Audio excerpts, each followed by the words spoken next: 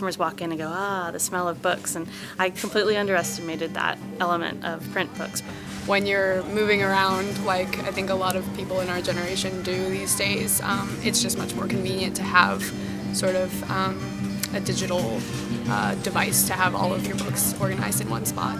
There are some customers that just totally want a book to put in their hand. They love the smell of the book, they love the feel of the book, they love a book.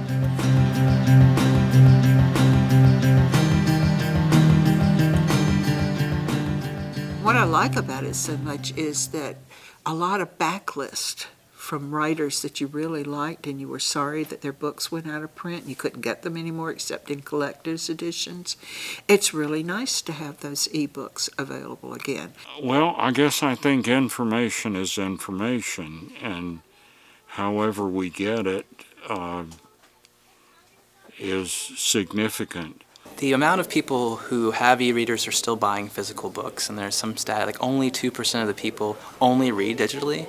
I mean, that doesn't include just reading books, but newspapers or whatever. And so it seems like there is definitely room for both formats. People who have e-readers also like a regular book.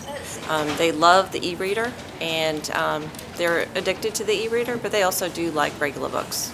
Some people will say that if they like the book enough, or they want to give the book to somebody, or they want to make notes in the book, or they want, just simply, an extra copy, that they will, have both. There are some that I do actually have both ways, and the reason I do that is because I either have a copy I've had for decades at home that I still love that's got marks in it and annotations of various kinds, and as I said, I still prefer to read a paper book if I get a choice, but there are books that I love to have with me where I am as well.